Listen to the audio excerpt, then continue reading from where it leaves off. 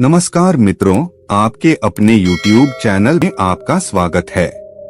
आज की जो हमारी कहानी है ये बड़ी ज्ञानवर्धक है। ये कहानी आपको आपके जीवन में ढेर सारी प्रेरणा देगी। इस कहानी को पूरा सुने। आज की जो कहानी है ये कबूतर और कबूतरी का प्रसंग है। इस कहानी में आप जानेंगे कि जिस घर में बेटियां होती हैं, जिन पिता के यहाँ बेटियां होती है, वो उनकी परवरिश कैसे करती है और उनका अंत क्या होता है। किसी भी घर में पुत्री का जन्म लेना कितना शुभ होता है, कितना खास दिन होता है। जिस घर में जिस दिन पुत्री जन्म लेती है, शास्त्रों में ऐसा बताया गया है, जिस घर में पुत्री जन्म लेती है वो बड़ा भाग्यशाली होता है। और गरुड़ पुराण में तो यहाँ तक लिखा है, जिस घर में पुत्री जन्म नहीं लेती उस व्यक्ति का मुख देखने का भी कोई धर्म नहीं होता है। ऐसा गरुड़ पुराण में स्पष्ट लिखा हुआ है। लेकिन जो लोग अपनी पुत्री को भारी छूट देते हैं, भारी लाड़ करते हैं, उनकी पुत्रियां बिगड़ जाती हैं। आज की ये कहानी आपको यही दर्शाएगी। कहानी शुरू करने से पहले जो लोग हमसे नए जुड़े हैं वो हमारे चैनल को सब्सक्राइब करें। शुरू करते हैं आज की कहानी। प्राचीन काल समय में एक जंगल में एक कबूतर और एक कबूतरी बैठे हुए थे। सर्दियों की रात थी, कड़ाके की ठंड पड़ रही थी। तब कबूतरी कबूतर से कहती है कि पिया जी, आज की रात निकालने के लिए ऐसा क्या किया जाए जो आधी रात निकल जाए। सर्दी बहुत भारी पड़ रही। कबूतरी कहती कि कोई ऐसी कहानी सुनाओ जिसे हमारी आज की ये रात कट जाए। कबूतर कबूतरी की बात सुनने के बाद एक कहानी शुरू करता है और कबूतरी से कहता है कि तुम ध्यान से सुनो, बड़ी ज्ञानवर्धक और बड़ी प्रेरणादायक कहानी सुनाने जा रहा हूँ। ये कहानी एक सेठ और उनकी पुत्री की कहानी है। अब कबूतरी बड़े ध्यान से सुनती है और कबूतर कहानी शुरू करता है। जो लोग इस कहानी को सुन रहे हैं वो इस कहानी को पूरा सुने। कबूतर कहानी शुरू करता है कि एक नगर में एक सेठ रहता था। उस सेठ के वहां पे एक पुत्री ने जन्म लिया। जब पुत्री ने जन्म लिया तो सेठ के घर में बड़ा अजीब खुशी का माहौल रहा। वो अपनी पुत्री से इतनी मोहब्बत करता था, इतना लाड करता था, इतना प्यार करता था कि इसकी कोई सीमा नहीं थी। पुत्री को कुछ कहने की जरूरत नहीं पड़ती थी। वो पहले से पुत्री की हर इच्छाओं को पूरी करता था। सेठ की लाड़ प्यार ने अपनी पुत्री को इतना बिगाड़ दिया था कि वह किसी की नहीं सुनती थी। इतनी नकारा हो चुकी थी, किसी काम में उसका मन नहीं लगता था। सुबह 10-11 बजे से पहले बिस्तर से नहीं उठा करती थी। घर वाले यदि कुछ कहते तो उनको 10 बातें सुनाती थी। दिन भर जवान लड़कों के साथ इधर उधर घूमा करती थी। रात को 12 बजे घर पे आया करती थी। सेठ की लड़की इतनी नकारा हो चुकी थी कि बयान करना भी बड़ा मुश्किल होता है। सेठ की घरवाली सेठ से कहती कि तुमने इस लड़की को बिगाड़ दिया है, लेकिन सेठ अपनी पत्नी को ये कहकर के चुप करवा देता कि बच्ची है, सुधर जाएगी। अपनी बच्चियों से मोहब्बत करनी चाहिए, प्यार करना चाहिए, लाड़ करना चाहिए, उनकी हर जरूरत का ख्याल भी रखना चाहिए। लेकिन इतना भी लाड़ प्यार ना करो कि उसका जीवन ही बर्बाद हो जाए। वो सेठ बिल्कुल ऐसा अंधा हो गया था अपनी पुत्री के प्यार में कि उसको कुछ दिखाई नहीं देता, सिर्फ अपनी पुत्री ही दिखाई देती थी। वह भूल गया था कि मेरी पुत्री को एक दिन दूसरे घर भी जाना है। बहन बेटी जो होती है वह किसी घर में नहीं समाती, उसको दूसरे घर जाना ही पड़ता है। सेठ इस बात को भूल गया। सेठ अपनी पुत्री से इतनी मोहब्बत करता था कि उसको कभी डांटता भी नहीं था। यदि कोई दूसरा भी, यदि उसकी माँ, उसके भाई वगैरह भी डांट दे तो उनसे भी सेठ लड़ता था, मना करता था।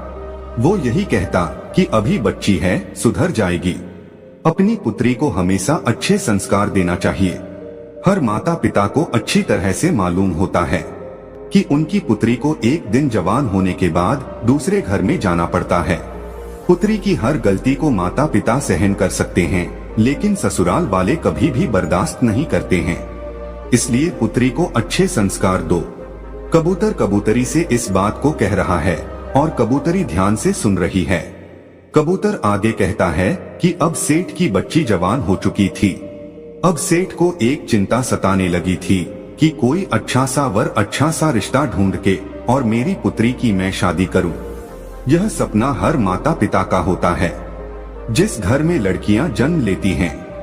हर माता पिता का ये सपना होता है कि वो अपनी पुत्री की अच्छे घर में शादी करे और उसका अच्छा घर बस जाए। अब सेठ भी इसी चिंता को लेकर बड़ा दुखी रहने लगा। सेठ अपनी पुत्री के लिए अच्छे अच्छे रिश्ते ढूंढता, अच्छे रिश्तों की तलाश करता। अंततः उसको एक अच्छा रिश्ता मिल जाता है और सेठ अपनी पुत्री की शादी बड़ी धूमधाम से कर देता है। अच्छा सारा धन दे करके अपनी पुत्री को विदा करता है।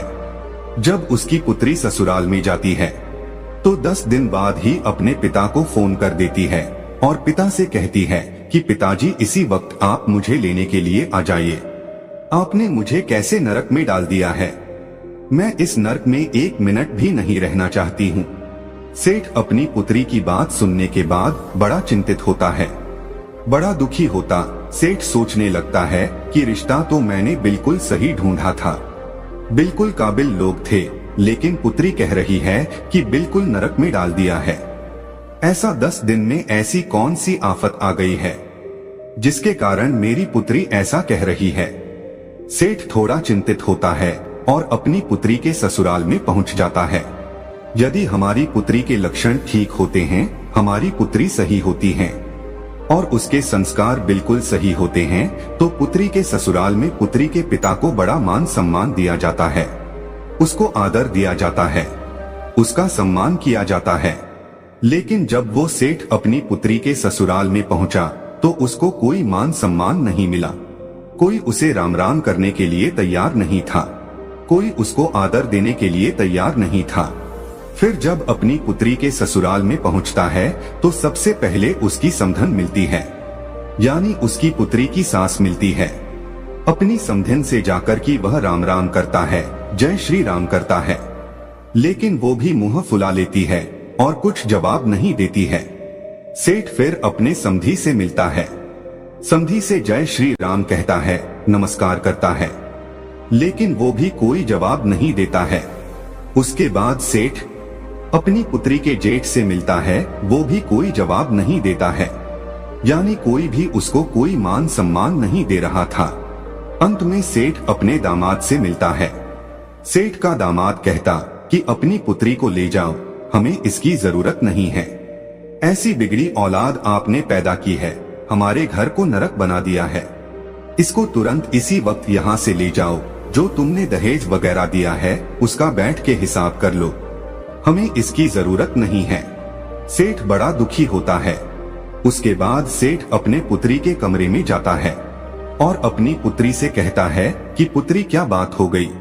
सेठ की पुत्री अपने पिता से कहती है कि पिताजी मुझे इस नर्क में नहीं रहना है, यदि आप मुझे जीवित देखना चाहते हैं तो इस नर्क से मुझे इसी वक्त यहाँ से ले चलो।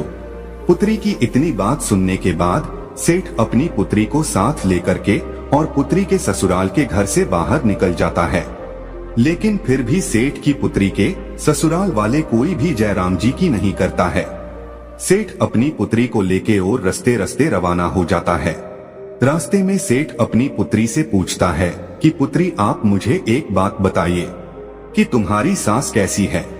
सेठ की पुत्री कहती है कि पिताजी उसकी बारे में तो पूछो ही मत, वो तो एकदम डायन है, उसने मेरा जीना हराम कर दिया है। ऐसी डायन के घर में आपने मेरी शादी की है, हर वक्त मुझे तंग करती रहती है, ऐसी डायन का नाम भी मत लो। सेठ कहता है ठीक है पुत्री, अब आप मुझे ये बताइए कि तुम्हारे ससुर कैसे हैं।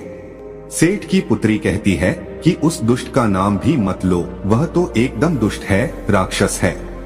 उसके बाद सेठ कहता है कि ठीक है उसे छोड़ो, अभी बताओ तुम्हारे जो जेठ है वो कैसे हैं। तो जेठ के बारे में भी सेठ की पुत्री कहती है कि जेठ तो बड़े जल्लाद है, उनकी तो बात ही मत करो, हर दिन मुझे परेशान करते रहते थे। उसके बाद पुत्री की बात सुनने के बाद सेठ फिर पूछते हैं कि तुम्हारी ननद कैसी है। वो तो ठीक होगी, वो तो तुमसे प्रेम करती होगी। सेठ की पुत्री जवाब देती है कि उन चुड़ैलों का नाम भी मत लो पिताश्री, वो तो बहुत ही बेकार है, उठ करके खाने वाली है। सेठ अपनी पुत्री की बात सुनने के बाद फिर पूछता कि ये बताइए कि तुम्हारे पति कैसे हैं, हमारे जमाई साहब कैसे हैं, वो तो तुमसे बेहद प्रेम करते होंगे। सेठ की पुत्री कहती है कि वो तो यमदूत है, पूरा यमराज है, उसका तुम नाम मत लो, बड़ा दुष्ट इंसान है, उसने तो मेरा जीना हराम कर दिया है, रात दिन मुझे मारता पीटता था, एक बात मेरी नहीं सुनता था। सेठ अपनी पुत्री की बात को सुनने के बाद अंत में सेठ पूछता है कि अभी ये बताइए कि तुम्हारे मोहल्ले वाले कैसे हैं। सेठ की पुत्री जवाब देती है कि पिताश्री, मोहल्ले वालों के बारे में भी कुछ ना पूछो, वो लुच्चे लफंगे बदमाश है, पूरा मोहल्ला खराब है। अब सेठ बड़ा दिमागधारी था, सेठ भी समझ गया था कि एक इंसान खराब हो सकता है, दो इंसान खराब हो सकते हैं, अरे हो सकता है मेरी पुत्री के ससुराल वाले खराब हो, लेकिन मोहल्ले वाले तो खराब नहीं हो सकते, इसलिए दोष मेरी पुत्री में है, मेरी पुत्री के ससुराल वालों में नहीं। सेठ इस बात को समझ जाता है कि सारा नतीजा मेरी लाड़ प्यार का है। यदि मैं अपनी पुत्री को इतना लाड़ प्यार नहीं करता, उसको अच्छे संस्कार देता, तो ये नौबत खड़ी नहीं होती। सेठ चुपचाप अपनी पुत्री को लेकर के अपने घर आ जाता है। जैसे ही सेठ की पुत्री अपने घर में कदम रखती है तो उसकी जो भाभियां थी वो भी मुंह फुला लेती है। सेठ की पुत्री सोचने लगती है कि मेरी भाभी आज मुंह क्यों फुला रही है, हर रोज मेरे से बड़ा प्रेम किया करती थी, मीठी मीठी बातें करती थी, मगर आज मुझे देखकर मुंह फुला रही है। वो अपनी भाभी से जाके पूछती है कि ऐसी क्या बात है, तुमने मुझे देखकर मुंह क्यों फुला लिया? तो वह कहती है कि मुंह नहीं फुलाओ तो क्या करूं, तुम्हारी शादी कर दी, तुम्हें ससुराल भेजा था, लेकिन तू फिर से मेरी छाती पर मूंग दलने के लिए आ गई हो, इसलिए आज के बाद तुम मेरे से बात मत करना। उसकी भाभी उसको फटकार देती है। अब इतनी बात सुनने के बाद उससे उस घर में कोई बात नहीं करता, सिर्फ उसके पिता के सिवा सिर्फ उसका पिता ही उससे बात करता।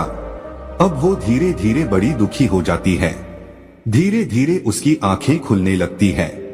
काफी समय निकलने के बाद कोई उससे बात नहीं करता, बड़ी दुखी रहती। वो जब भी घर से बाहर निकलती तो उसकी सहेलियां उससे हर बार यही पूछती कि तुम अकेली कैसे आ गई हो, जीजा जी कहाँ हैं?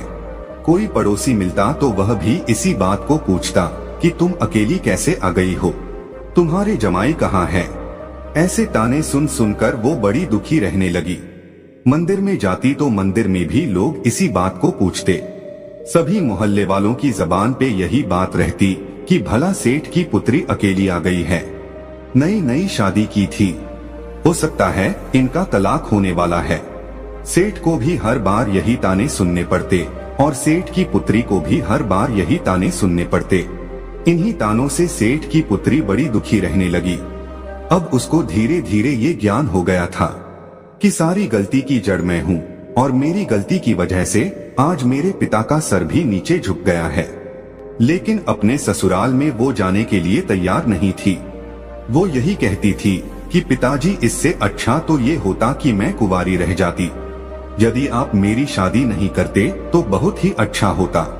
काफी समय निकलने के बाद सेठ अपनी पुत्री के कमरे में जाता है और अपनी पुत्री को देखता है तो वो बड़ी चिंतित, बड़ी दुखी दिखाई देती है। सेठ अपनी पुत्री के पास जाता है और कहता है कि पुत्री, क्या बात है, आज बड़ी दुखी दिखाई दे रही हो? सेठ की पुत्री कहती है कि पिताश्री, मैं बड़ी दुखी हूँ, यदि आप मेरी शादी नहीं करते तो मैं बहुत सुख से रहती, लेकिन मेरी शादी करके आपने मुझे दुखों के सागर में ढकेल दिया है। अब मैं ऐसा क्या करूं? ससुराल वाले सभी नरक के समान हैं। ससुराल में जाऊंगी तो कैसे जाऊं? और जो मेरे परिवार वाले हैं, मेरे पीहर वाले हैं, कोई मुझसे बात नहीं करता, सिर्फ आपके माँ भी बात नहीं करती, भौजाई भी बात नहीं करती, भाई बात नहीं करते, सभी मेरे से नफरत करने लगे हैं। मैं ऐसा क्या करूं? मैं करूं तो क्या करूं?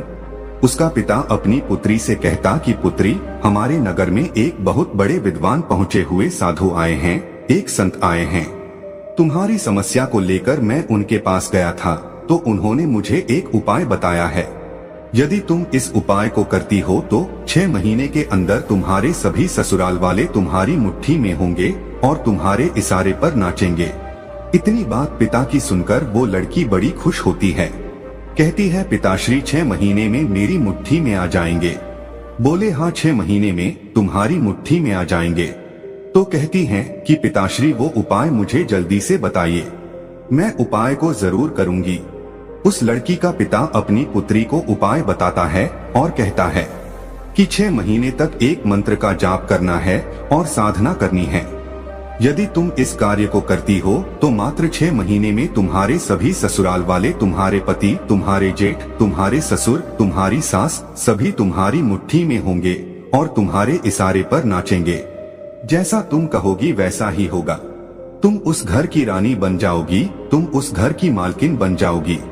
पुत्री बड़ी खुश होती है, लेकिन कहती कि पिताजी ये तंत्र मंत्र वाला काम मेरे से नहीं होता है, कोई सादा सुगम रास्ता मेरे को बताइए।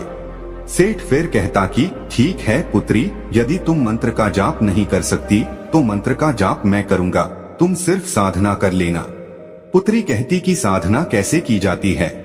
सेठ बताता है कि साधना आपको इस तरीके से करनी है, तुम्हें 6 महीने तक बिल्कुल मौन रहना है।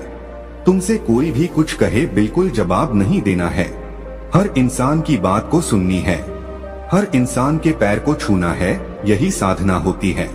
सेठ की पुत्री कहती कि पिताश्री मात्र 6 महीने में हो जाएगा ना, इससे ज्यादा मेरे से नहीं हो पाएगा। लेकिन सेठ कहता है कि हाँ बिल्कुल 6 महीने में हो जाएगा। सेठ की पुत्री तैयार हो जाती है। सेठ अपनी पुत्री को लेके फिर से पुत्री के ससुराल में जाता है। जैसे सेठ पुत्री के ससुराल में जाता है तो सामने उसे अपनी पुत्री की सास नजर आती है। वो उसे बुरी तरह फटकारती है, कहती है कि तुम पहले आए थे तभी मना कर दिया था कि तुम्हारी पुत्री की हमें जरूरत नहीं है, इसे वापस ले जाओ। ऐसी बिगड़ी हुई औलाद आपने पैदा की है, इसकी हमें जरूरत नहीं है। उसको बुरी तरह फटकारती है। कोई रामा श्यामा नहीं, कोई आदर भाव नहीं, कोई मान सम्मान नहीं। अपनी सास की ऐसी हरकतों को देखकर उस सेठ की लड़की भारी गुस्सा करती है। लेकिन सेठ अपनी पुत्री से इशारों में कहता है कि पुत्री तुम्हें साधना करनी है, साधना का ध्यान रखो, 6 महीने तुम्हें मौन रहना है, जो भी कुछ कहे सबकी आज्ञा का पालन करना है। लेकिन फिर भी कहते हैं ना कि पुत्री का पिता हमेशा सिर झुका के रहना पड़ता है, इसलिए वह सर झुका के सारी बात को सुनता है और अपनी समधिन से कहता कि बहन जी गलती हर इंसान से होती है, इससे भी गलती हुई, इसको एक मौका जरूर दिया जाए। अब ये सुधर गई है, अब ये ऐसा कुछ नहीं करेगी। काफी विनती करने के बाद उस लड़की की सास मानती है और राजी होती है कि ठीक है, यदि सुधर गई है तो मात्र 6 महीने तक इसके आदर भाव देखूंगी, उसके बाद इसको वापस भेज दूंगी और जिंदगी में दोबारा कभी नहीं अपनाऊंगी। लेकिन सेठ सह स्वीकार करता कि ठीक है, आप 6 महीने तक इसको अपने घर में रखिए। ये बिल्कुल शांत स्वभाव की हो गई है, बिल्कुल सुधर गई है। सेठ अपनी पुत्री को उसके ससुराल में छोड़ करके आ जाता है। सेठ की पुत्री अपने ससुराल में रहने लग जाती है। जा करके अपनी सास के पांव छूती है। सास बड़ी आश्चर्यचकित होती है कि कुछ दिनों पहले तो ये बहुत भड़क रही थी, किसी की एक नहीं सुनती थी, हम पे हुकुम चलाती थी, बैठे बैठे खाती थी, लेकिन आज ये मेरे पांव कैसे पड़ रही है। वो बड़ी आश्चर्यचकित होती है। सेठ की पुत्री कहती है कि मां जी मुझे आशीर्वाद दीजिए, आपका आशीर्वाद मेरे लिए बहुत महत्वपूर्ण है। यदि आप मुझे आशीर्वाद देंगी तो मेरी साधना सफल हो जाएगी। उसकी सास उसको आशीर्वाद देती है कि ठीक है, तुम खुश रहो। अब वो अपने घर में रहने लगती है। एक दिन की बात है, अपने ससुर के लिए वो चाय बना के ले जा रही थी। जब ससुर को जैसे ही चाय पकड़ाने लगी तो कप हाथ में से छूट जाता और नीचे गिर के फूट जाता है। तभी उसका ससुर उस पे भड़क जाता है, उसको गाली गलौज निकालने लगता। कहता है कि मेरे घर से निकल जा, तुम्हारी जरूरत नहीं है, तुम बिगड़ी औलाद हो, तुम कुलक्षणी हो, इस तरह की उससे बात कहता है। अब सेठ की पुत्री मन ही मन इस बात को सोचती है कि यदि मेरे पिता मंत्र का जाप नहीं कर रहे होते तो इसी कप से मैं तेरा सर फोड़ देती, लेकिन क्या करूं, मैं साधना कर रही हूं, चुप रहने की, मेरे पिता मंत्र का जाप कर रहे हैं, इसलिए तुम्हारी इतनी बात सुननी पड़ रही है। उस सेठ की पुत्री से जब भी कोई कुछ कहता उसको गुस्सा तो बहुत आता, बहुत चिड़चिड़ापन होता, लेकिन क्या करे, उनके पिता की बातें याद आ जाती कि तुम्हें 6 महीने तक साधना करनी है, चुप रहना है और मैं मंत्र जाप करूंगा। तो इसी बात को सोचकर वह चुप रह जाती, अपने गुस्से पर काबू करती। इसी तरीके से वे बड़ी मुश्किल से अपने गुस्से पर काबू पाया और धीरे धीरे उसका घर बार बसने लगा। उनको यकीन होने लगा कि अब ये सुधर गई है, बड़ी मुश्किल से उसका घर बार बसा है।